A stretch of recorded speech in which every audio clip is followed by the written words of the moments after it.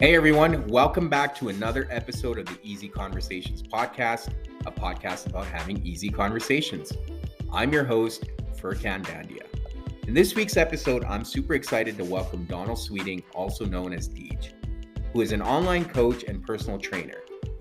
Deej trains busy dads to help them get in shape, and he first decided to become a personal trainer to help with his self-esteem and control his narrative. Deej is an ambitious person who constantly seeks to improve his mind and body. It is his goal to help his clients get in shape. His proudest achievement came in 2021 when he placed third in the Two Bros Pro Naturals Classic competition. Deej has always admired the sport as he believes it is the personification of self-mastery. He feels getting in shape isn't a punishment, and on his worst days, he knows how hard it is to push himself to the gym, but those are the times he knows it is the most important to go. In this episode, Deej shares his fitness journey, early childhood experiences with trauma, and inability to express emotions. He also shares his journey of becoming a father and how he realized he needs to be mindful of carving out time for his physical health. Deej and I also discuss how it is important for fathers to prioritize their health, family, and work without feeling guilty. Deej finally shares how he works with clients to help them find time for exercise and physical activity, including their diet. Please find Deej on Instagram at thedadbod_coach and online at fitparentproject.co.uk. I really hope you enjoy this episode, and if at the end, if you could leave a 5-star review, I would truly appreciate it. Deej, welcome to the Easy Conversations podcast. Super grateful and thankful for you taking the time and coming on here. I know it's taken us a few tries, hopefully the last one, but I'm really excited to have you on here. And before we get started, I want to give you an opportunity to introduce yourself, talk about what it is that you do and where you're based, and then we'll get into our conversation today. No worries. So, I'm Deej. I'm based over in the UK. I work as an online coach, kind of particularly working with dads at the moment. So helping dads ditch the dad bod, kind of ditch that stereotype of once you're a dad, kind of like you let yourself go, and more teaching people principles on how they can regain kind of like their purpose. So a lot of people lose themselves into being a dad rather than remembering that you have a purpose. Like there is a reason why you're here. Like, yes, you need to provide, but you also need to look after your health and to be around for your kids as well. So yeah, it's been an interesting journey. So like I compete as a natural bodybuilder myself. I have 3 kids, 2 stepsons who are 12 and 18, and my own little girl who is 4.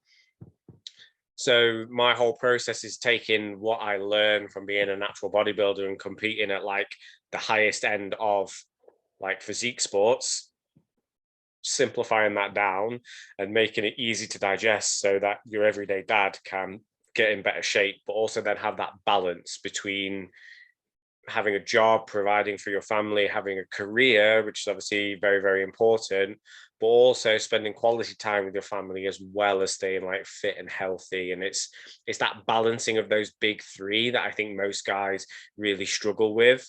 They either absolutely kill it at work but have a terrible relationship with their kids, or they've got a brilliant relationship with their kids, they do all right at work, but they've let their health kind of go onto the back burner. So it's all about understanding what are like the most important things in all those areas and just making sure you're ticking off the important things in all 3 and learning to let some stuff go. Yeah, no, thank you for sharing that. And just to understand a little bit better, why is it something that you're passionate about, like working with dads specifically? What is it about just dads that, you want to focus on? So for me, I became a stepdad like quite early. Like there's a bit of an age gap between myself and my partner, and she has 2 children from a previous marriage. So when I was like 23, 24, I got thrown in at the deep end with a 12-year-old who's about to be a teenager. And To be honest, my life didn't really change that much. I could still be very, very selfish. I was still playing rugby at the time, so I'd be out all day on a Saturday. I'd still go to train on a Wednesday. I worked in a gym across the different hours because like the boys would like stay with their dad like half the time. Like it was very, very easy for me to be able to keep my lifestyle pretty much how it was. I just needed to make some basic tweaks to it. Whereas when my little girl came, that's a completely different kettle of fish looking after a baby compared to looking after like a 5 to 12-year-old, especially when you've got another parent there that they can kind of go to half of the time. So I stopped playing rugby just because I didn't think it was fair that I was leaving my partner completely on her own like for that long. So because I stopped playing rugby, my training then didn't really have a purpose, which then meant I was still training, but I wasn't really pushing myself. I was just going in, doing a bit of this, a bit of that, following programs I wasn't really passionate about. So I wasn't putting 100% effort in, put on a load of weight. So by like, when I look at my like photos where I'm like out of shape, I've had people like trolls online go like, you're not even out of shape. But that's me having since being about 12, having a body fat percentage of less than 15%, like forever. It'd never gone higher than that, going to the point where I was at like 20, 25%. And like for me, that felt incredibly big. Like I've got heavier now on purpose, like in an off season, but that was just by accident. That's just not training and not eating well. So basically I got out of shape. I was feeling really like down and depressed. I was doing 35 hours a week as a personal trainer. Like my business was doing really, really well, but I didn't feel happy in myself. Like I looked in the mirror and I wasn't proud of like what I saw. And as I said, because I'm in this industry, there's always that thing of like, I should be shredded. I should be leading by example. Like who's going to listen to a personal trainer that's kind of like overweight? So at that time, I didn't really have a coach or a mentor that could help me like navigate these things and help me interpret and bring into my life like what would work and what wouldn't. And then basically one day, I think it was like in November 2018, it would have been. So Willow was like 5, 6 months old. I just decided, you know what, next year I'm going to compete. So messaged a guy I'd followed for a little while that was a coach that I knew. It was like, this is the goal, jumped on a phone call with him, signed up, and then we went straight into a recomp phase. And then I stepped on stage the next year and loved it. Like, so it's just kind of gone from there. Like for me now, it's about being that guy that I needed when Willow was first born. So I think a lot of men get trapped in that stage of, right, my partner's just gone on to maternity leave. Like I'm the breadwinner now. I've got to go out there and I've got to crush it in terms of like work. So work comes first, then family, then self. And what happens is, as your child gets older and gets more independent, you essentially need to flip that on its head. Like remembering that you are only as good as this vessel that's taking you through this life. If you let your health and your mental health suffer, you're not going to be bringing your A game to your family. Right. You're not going to be bringing your A game to your work because you're going to be running. You can run like your health into the ground for 3, 6, 12, 18 months, a couple of years before there's any real effects of it. But once you're doing that for an extended period of time, you're going to experience things like brain fog. You're not going to be clear. You're not going to be confident. If you've got to stand up in front of a room full of people and give a presentation that's doing thousands of dollars or thousands of pounds, like standing up and feeling, oh no, my tummy's hanging over my trousers. I need to kind of like suck that in. Like all these things play on your mind kind of like subconsciously. So understanding and taking control of yourself and developing that self-discipline kind of bleeds over into these other areas that actually make you a better father and makes you better at your job. Yeah, and that's something we'll get into. I'm very interested in covering that. But you did touch on something I wanted to discuss with you, and I think you've mentioned it before too. Not right now, but there is an aspect of mental health, and just knowing your story from childhood.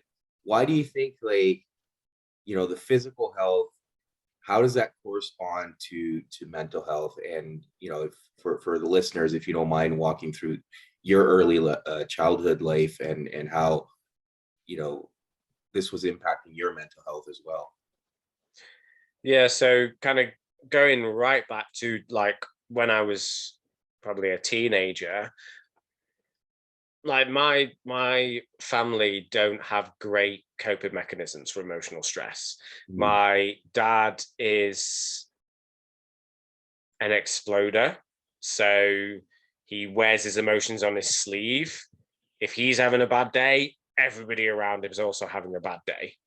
And then my mum was a barrier.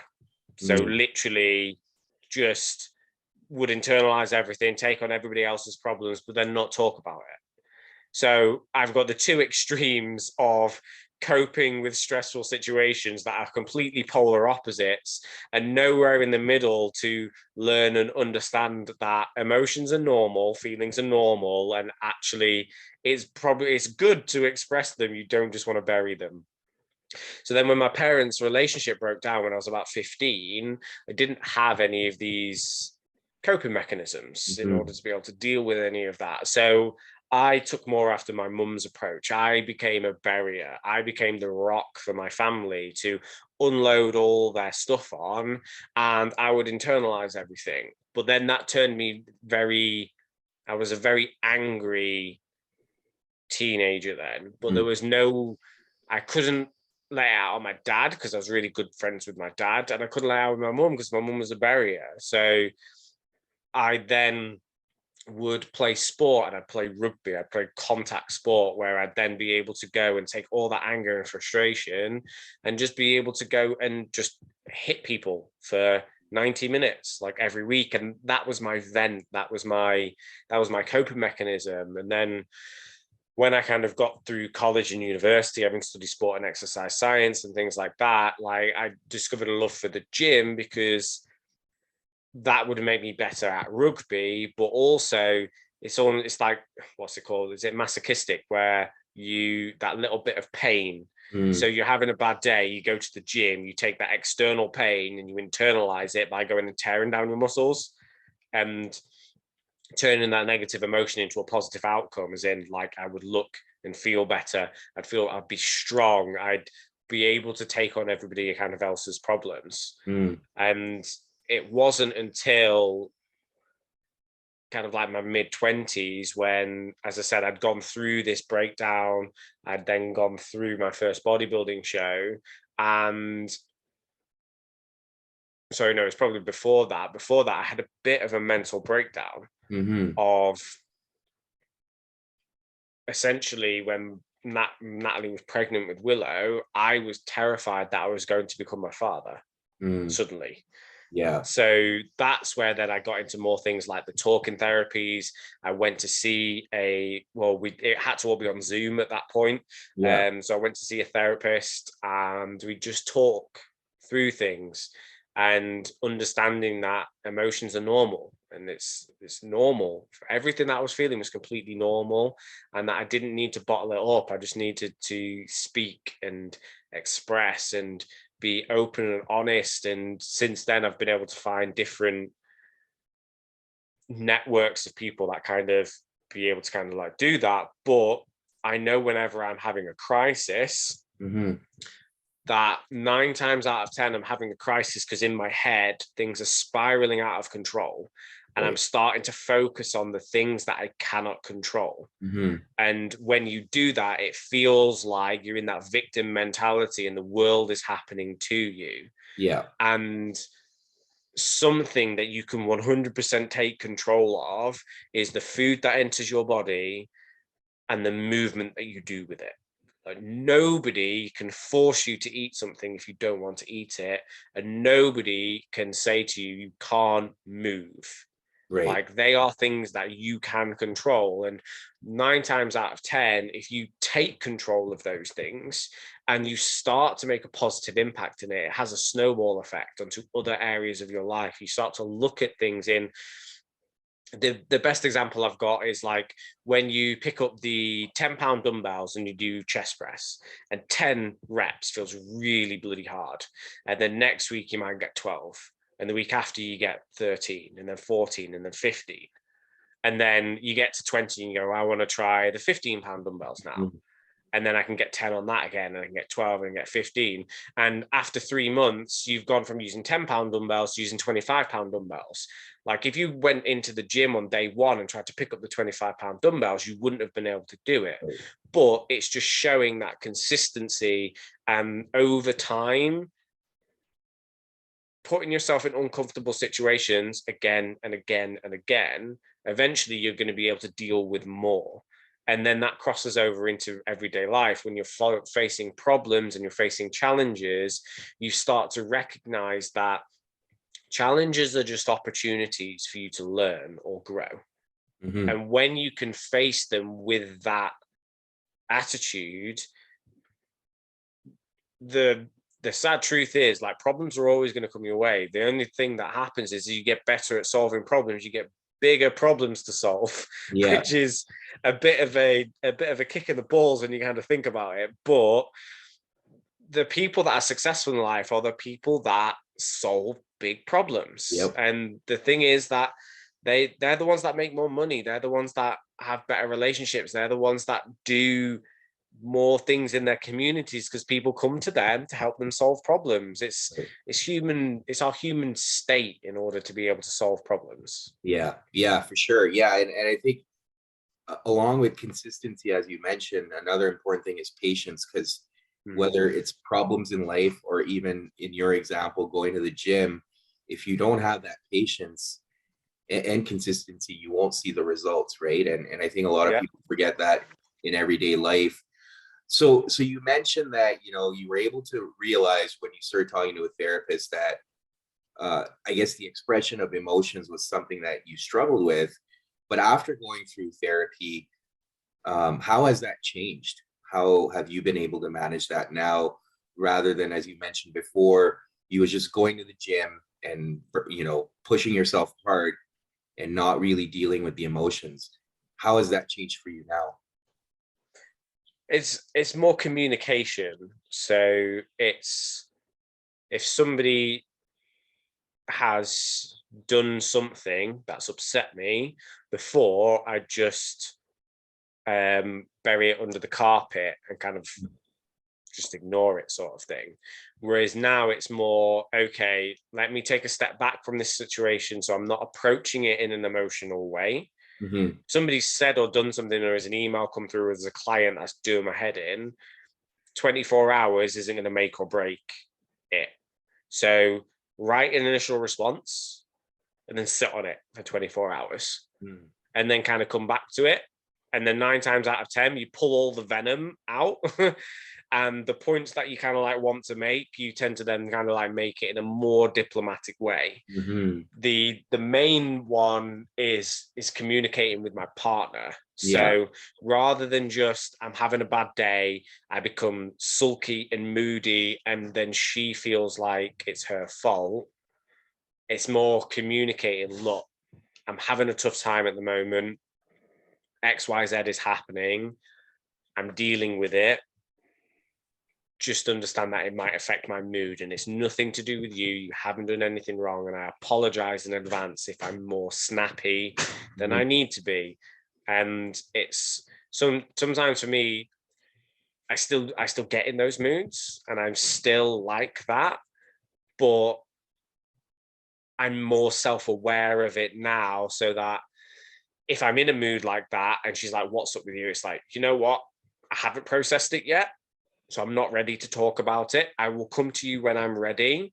It's just, I need some time to figure out what's going on. Because I don't know about you, but when there's emotions going on and I don't understand them, I'm not ready to talk. Right. And if I talk, it makes it worse, because I then just get agitated because I can't express myself in the best way. Mm-hmm. So then it then spirals the whole situation where it then becomes an argument.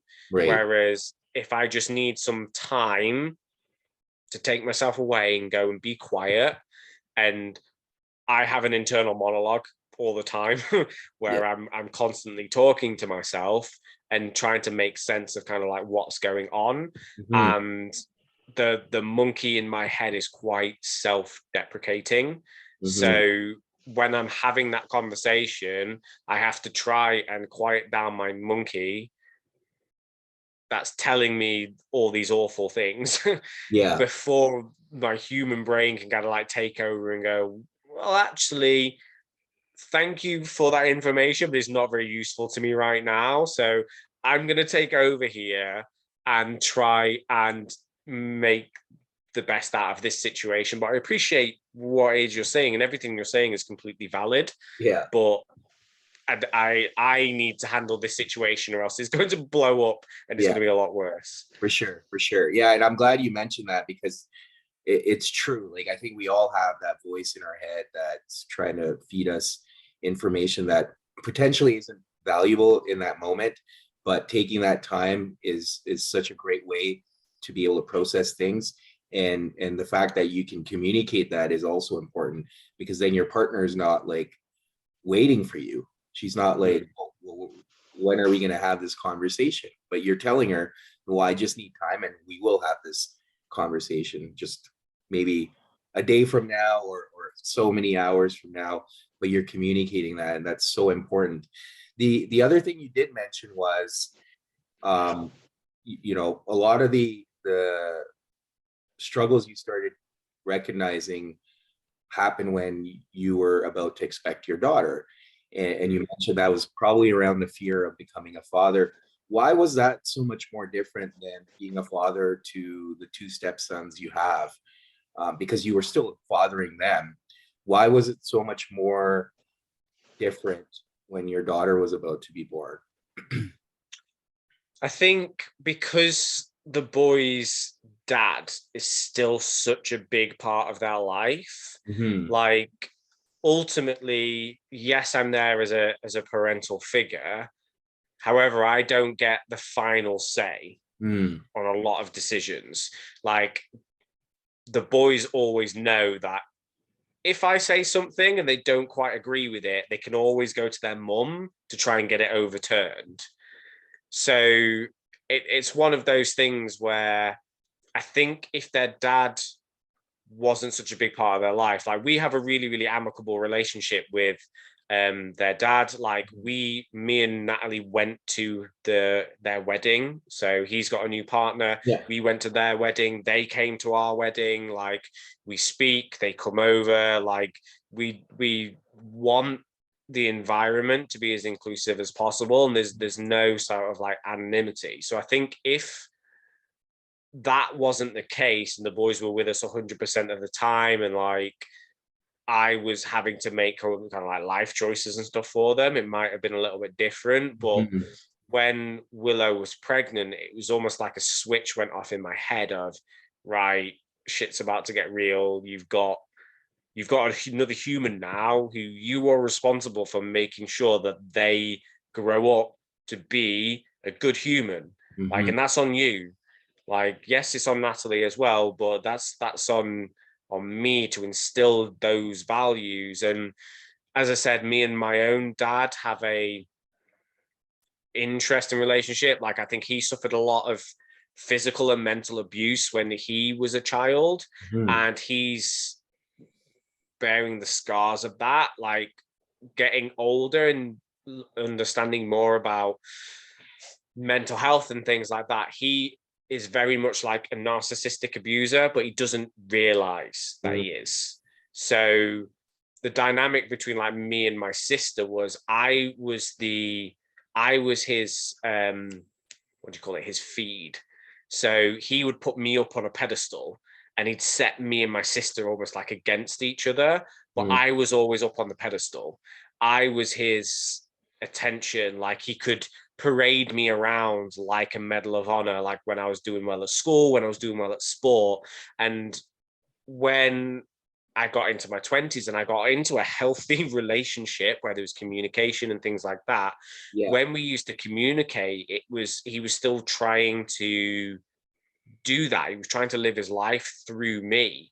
And it was my partner that highlighted that's not normal behavior.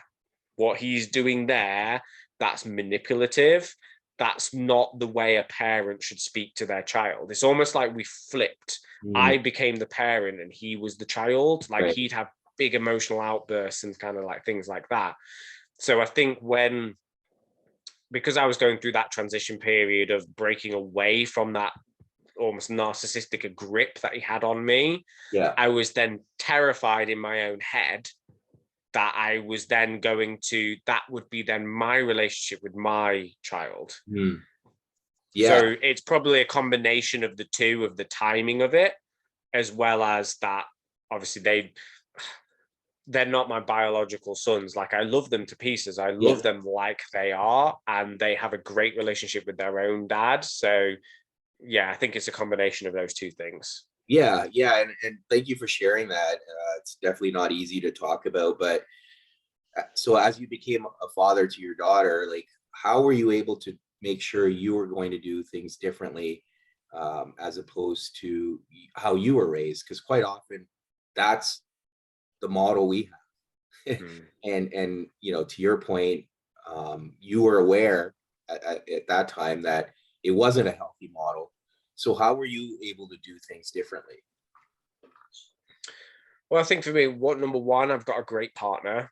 So she's already got 2 children, which meant we're going into things where she could take a lot of control at the start when they're a baby, and I have no clue kind of like what I'm doing. So having that person there that can say, no, don't do it this way, do it that way.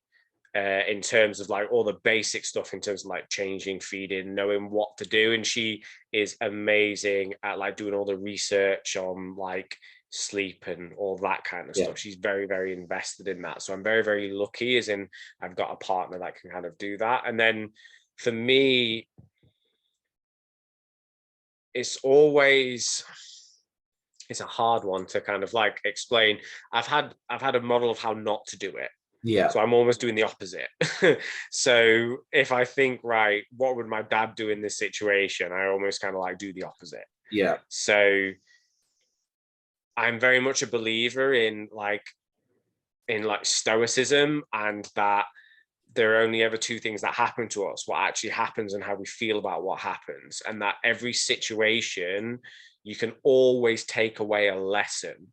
So even if the lesson is, that's not how I would do that thing, you can still learn kind of like from that situation. And I think it's just a case of like putting her needs first. So trying to be as present as I can when I'm with her. So try and put the phone away, try and at least have an hour or 2 set aside where the phone goes away and I'm there in what she wants to do. And just remembering that they're only small for, like, she's going to school in September. They're only small for a short period of time. So just like appreciate that time that you've got when they want your attention, when they want to be the center of your world, because it won't last forever. And I've got 2 teenagers now that barely want to spend any time with us. So I know what's coming. So I think I was quite lucky in the fact that I'd gone through the teenage phase with Ben, and then Josh, I think he was 9 or 10 when Willow was born. So I've seen what happens when they get older and they're not cute anymore. So I think it's made me very much more appreciative of her when she is small and she wants to have Daddy and Willow time and she wants to have my attention. No, that's great, and thanks for sharing that as well.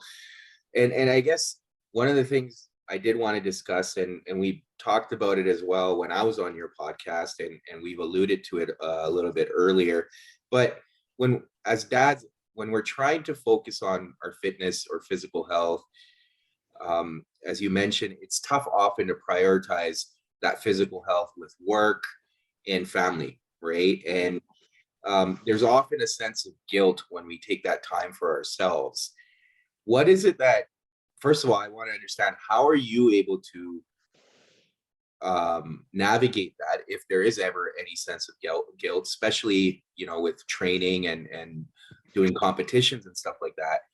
And then how are you able to share that with your clients if they're going through the same mindset of guilt and shame or whatever? So for me, I try and explain it in that there's within my goals, there's seasons.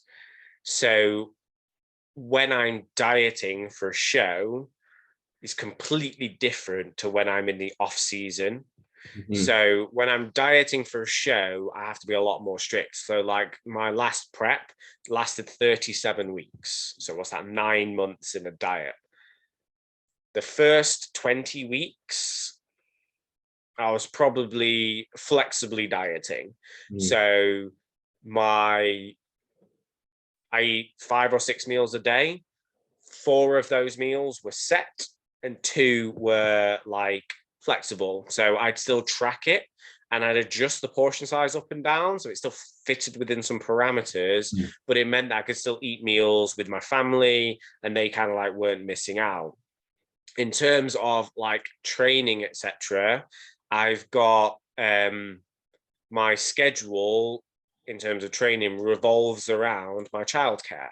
So, for example, Mondays I've got Willow most of the day until September anyway. So I train in an evening on a Monday, normally from 8 till about 9:30 at night. So I've got the garage gym outside. On a Tuesday, she goes to nursery. So I'll train at the gym on a Tuesday. On Wednesday, she's at home, but Wednesday's a rest day for me. So Wednesday, I get a lot of work done because my partner's off on a Wednesday. On a Thursday and a Friday, she goes to nursery again. So I'll train in the morning on a Thursday and a Friday.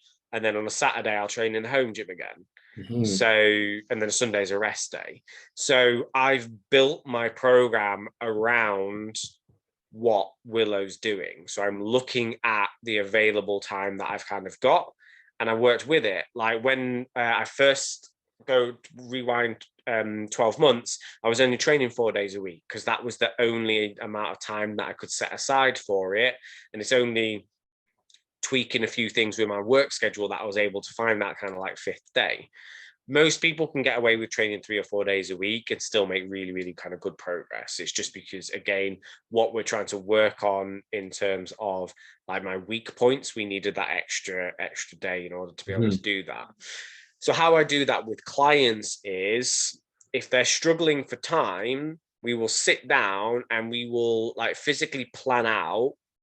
Well, one, I'll normally ask them, right, how many hours a week are you working? Right, how many hours a week are you commuting?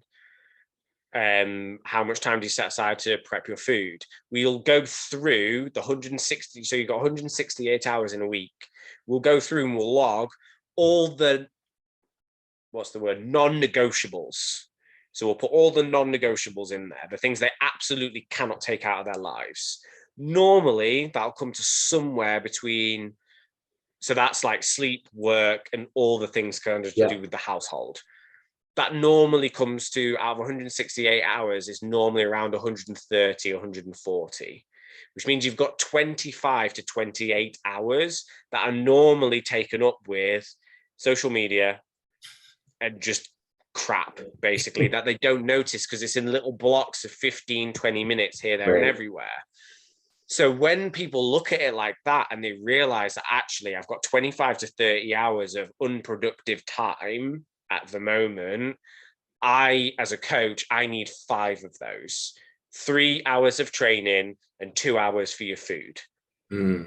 And when people look at it like that, they go, actually, I do have 5 hours. I've still got 25 hours to piss about on Facebook. Like I only need those. And then what we do is we take those 140 hours and we plot them. So I bring out a spreadsheet. We go Monday to Sunday across one side, and we do hour slots from 6 a.m. till 11 p.m. So the first hour they might still be asleep, and then we'll plot in, right, where do you sleep, where do you work, where do you commute, where do you've got I don't know, the kids have got soccer practice, like what is it? Let's plan out your week. And so this is what's called the ideal week planner. So they plan out the week, and then what you can see is, oh look, you've got a little pocket of time here and a little pocket of time here. So maybe on the way from dropping the kids off at school on a Monday, rather than going and doing this, you're going to go straight from that to go to the gym to then start work a little bit later. Or you might get an hour lunch break. Right, can you get a 45-minute session in at lunchtime and eat in 15 minutes? Oh yeah, that sounds like good. Or it might be, yeah, you're going to really struggle to train like at 5 p.m. because you've got all these extracurricular activities. Could you get up an hour earlier and train before the kids wake up if you go to bed an hour earlier? Well, yeah, that makes more sense. So it's looking at the individual schedule and going, what's going to work for you and what are you accepting of? There's no one size fits all answer. Some people prefer to train late at night. Other people prefer to train late in the morning. Like, it's always a case of what's going to work for you as the individual. And then I take my principles rather than the set program and help you break them up and slot them into your life in the way that is going to work. Right. Yeah, no, that's amazing. And I think that's well put. I guess that's, by looking at that and realizing that, it's only 5 hours out of that 25-hour window, as you mentioned, then perhaps there's not a lot of guilt because that's time that they're wasting anyways, right? Or not spending productively, as you mentioned. So there's no real guilt around, oh, I'm missing out time with family when you have that visual in front of you. So that's great. Thank you for sharing that.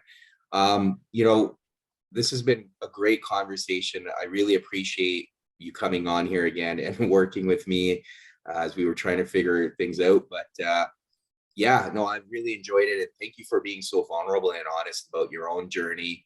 For people that want to get a hold of you or are interested in your coaching, what are some ways they can find you? Yeah.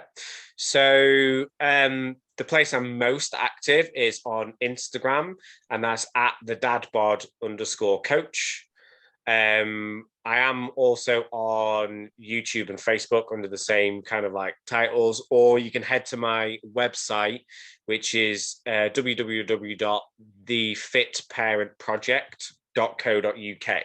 So on there, it's got a bit more of my story and a bit more information specifically about my coaching program. So if it's more content, go to Instagram. If you want more information specifically about the coaching program or some of the free downloads that I've got, it's thefitparentproject.co.uk. Great. Well, thank you again, Deej. Appreciate you coming on, and I'll put all that information in the show notes. So yeah, thanks again. No worries, dude. It's been great to have this conversation with you, and thank you for having me on. Thank you for tuning in to another episode. As always, please subscribe to the podcast if you enjoy the episodes, or leave a comment in the comment section. I always love hearing from you. Thank you again, and until next week.